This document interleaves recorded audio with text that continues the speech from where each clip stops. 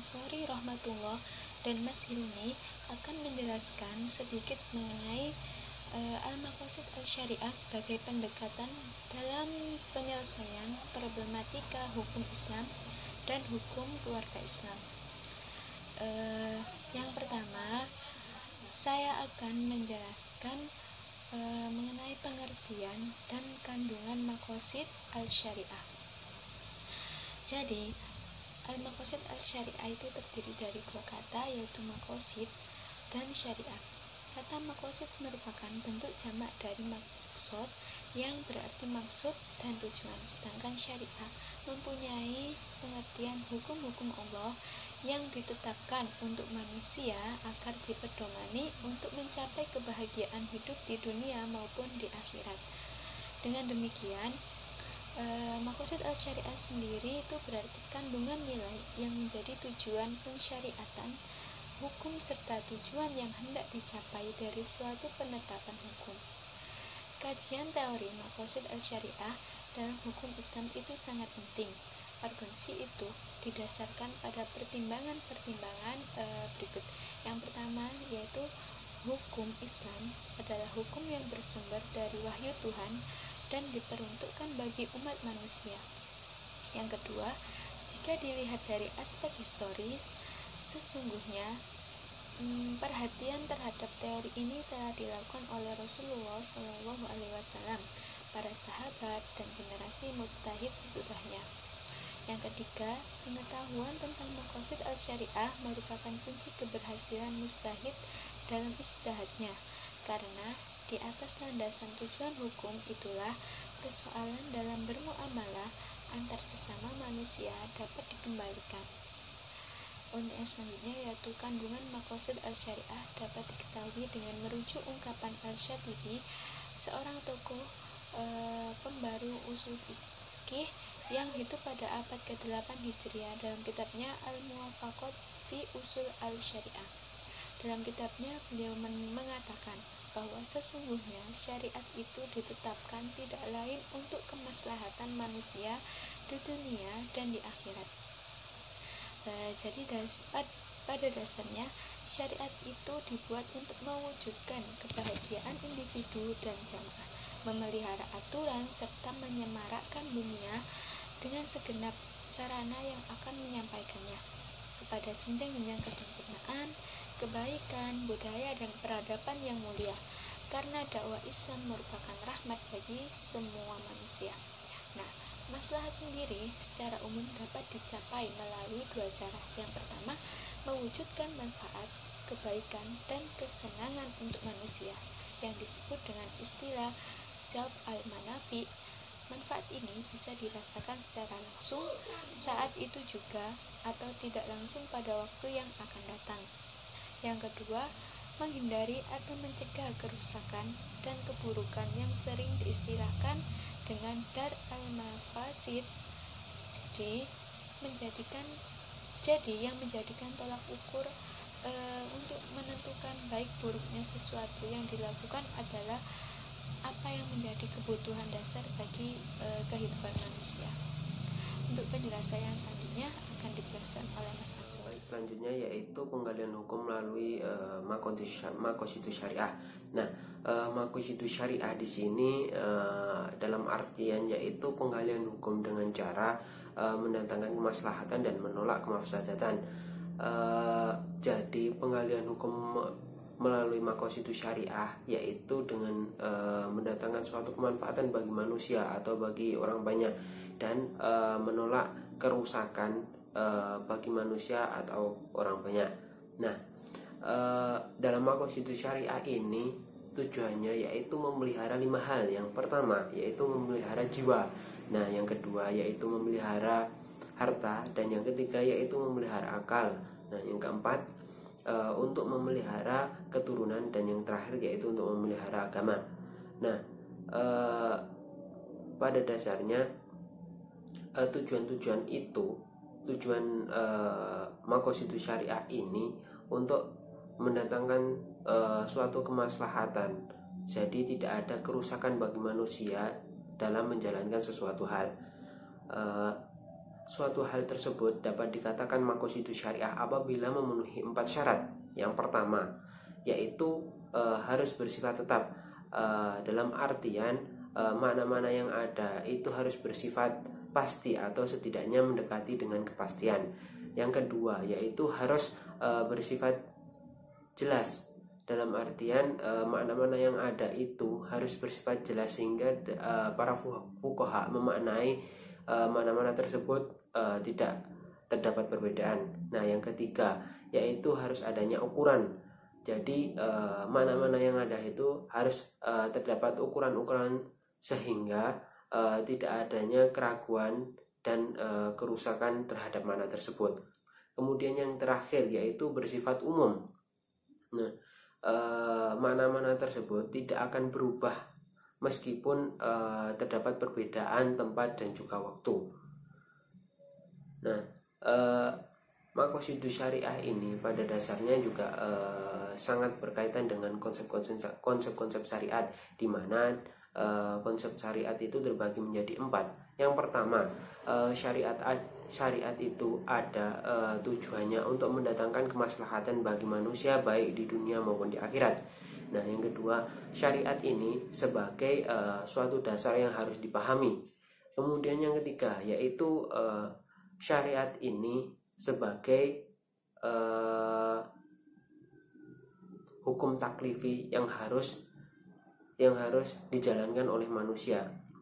Kemudian yang terakhir yaitu tujuan dari adanya syariat ini supaya manusia itu tetap di bawah naungan hukum. Nah, konsep-konsep syariat ini tidak jauh berbeda dengan tujuan diadakannya makosidu syariah, yaitu tetap mendatangkan kemaslahatan bagi manusia dan juga menolak kemaslahatan bagi manusia. Nah, yang menjadi terfokus dalam makosidu syariah itu adalah kemaslahatan atau kemanfaatan. Jadi kemaslahatan ini merupakan substansi yang sangat penting dalam makosidu syariah. Nah, makosidu syariah ini dapat dibedakan dari beberapa hal, mulai dari konsep pengaruhnya dalam kehidupan manusia itu dibagi menjadi 3. Yang pertama yaitu daruriyat, yang berarti kemaslahatan dalam kebutuhan primer, yang dimana apabila seseorang tidak menjalankan suatu hal tersebut maka memungkinkan akan mendatangkan kerusakan bagi dirinya dan juga dosa. Nah, yang kedua yaitu hajiat atau kemaslahatan yang bersifat sekunder. Jadi kemaslahatan ini ada untuk memudahkan seseorang dan juga kemaslahatan ini ada untuk membantu seorang dalam keadaan kesulitan atau dalam keadaan kesempitan. Nah, yang ketiga yaitu tahsiniyat, yang berarti kemaslahatan ini bersifat tersier atau lebih ke arah moral. Jadi maslahat ini ada untuk membuat manusia untuk hidup lebih baik. Kemudian dilihat dari cangkupannya, maslahat ini dibagi menjadi 2, yaitu yang pertama maslahat kuliat. Jadi maslahat kuliat ini maslahat yang bersifat universal atau kebaikan dan juga manfaatnya ini akan kembali kepada orang banyak. Kemudian yang kedua yaitu maslahat juz'iyat, yang bersifat maslahat yang bersifat individual. Jadi maslahat ini lebih mengarah kepada muamalah terhadap manusia. Nah, dari hal-hal tersebut jadi sudah dapat diketahui bahwasanya dalam menggali hukum itu makosidu syariah itu sangat penting, karena dalam menggali hukum pastinya tidak mau adanya kemadharatan yang timbul dari hukum yang akan dikeluarkan. Jadi memerlukan konsep-konsep makosidu syariah untuk menggali hukum tersebut. Baik, di sini saya akan menjelaskan tentang kedudukan makosid syariah dalam lingkup hukum keluarga Islam. Dalam kajian hukum perkawinan perlu adanya proses ijtihad dalam istinbat hukumnya, yang mana sumbernya adalah Al-Quran dan hadis agar tidak lepas dari ajaran Allah di masa sekarang. Karena itulah adanya pendekatan dari ajaran makosid syariah ini kepada masyarakat bertujuan agar dalam melaksanakan hukum Islam dapat didasarkan pada keadilan dan pasti melaksanakan kebaikan sehingga dapat bersih dari ketimpangan sosial dan kerusakan di kalangan masyarakat. Eksistensi dari makosid syariah pada setiap ketentuan hukum syariah termasuk di bidang hukum keluarga Islam menjadi hal yang tak terbantahkan. Apabila perbuatan itu wajib, maka pasti ada manfaat yang terkandung di dalamnya. Dan juga sebaliknya, apabila hal tersebut dilarang, pasti ada kemudorotan yang harus dihindarkan. Berdasarkan jangkauan hukumnya, makosid syariah bisa berupa makosid asy-syariah al-amanah, atau itu yang meliputi keseluruhan aspek syariat, dan juga makosid asy-syariah al-khosoh, yang dikhususkan pada satu bab dari bab-bab syariat yang ada, seperti makosid syariah pada bidang ekonomi dan bidang hukum keluarga. Makosid syariah al-juzyah yang meliputi setiap hukum syara seperti kewajiban sholat, diharapkan zina, dan sebagainya. Berdasarkan jangkauan makosid syariah tersebut, pembahasan hukum keluarga Islam bisa dikategorikan sebagai makosid khusus atau makosid al-khosoh. Dan pada ketentuan iddah dapat dikategorikan dalam cakupan makosid parsial atau makosid al-juzyah. Sebagai salah satu hukum yang dipaparkan secara rinci dalam Al-Quran, menunjukkan seberapa pentingnya mengoptimalkan perhatian terhadap kajian hukum keluarga Islam, karena keluarga mempunyai pengaruh yang luas terhadap masyarakat.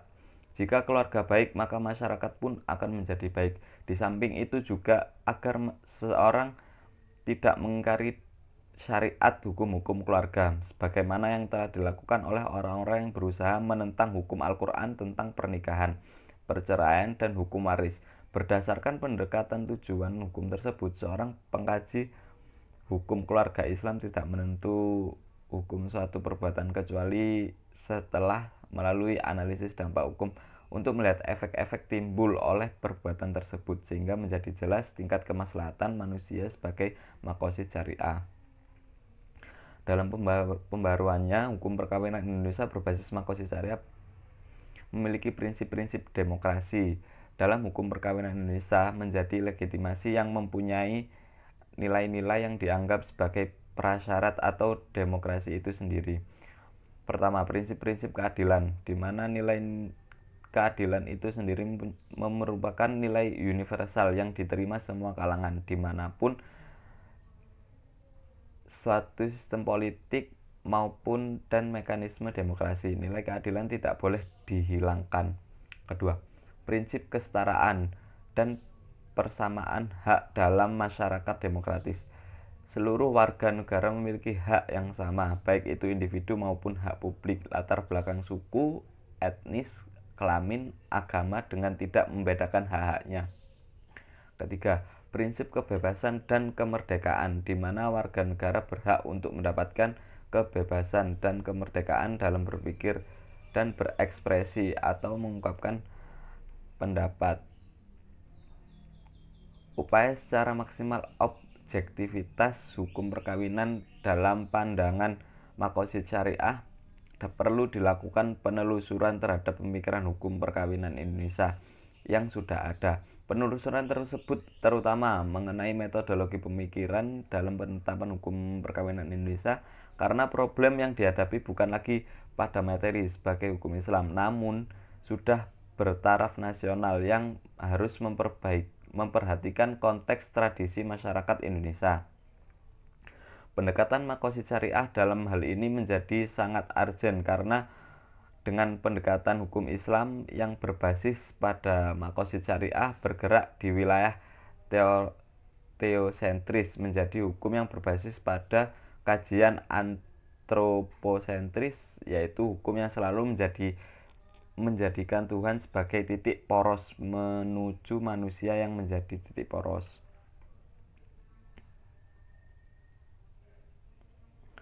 Baik, kesimpulannya adalah kajian teori makosid syariah dalam hukum Islam adalah sangat penting.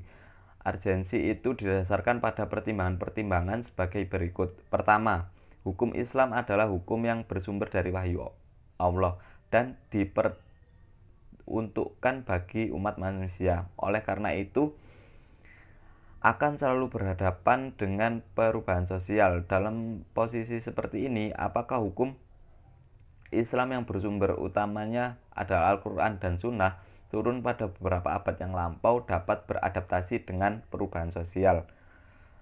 Dalam makosid syariah, maslahat yang merupakan tujuan Tuhan dan tasyri'nya itu mutlak harus diwujudkan karena keselamatan dan kesejahteraan duniawi maupun ukhrawi tidak akan mungkin dicapai tanpa realisasi maslahat itu, terutama maslahat yang bersifat daruriyat.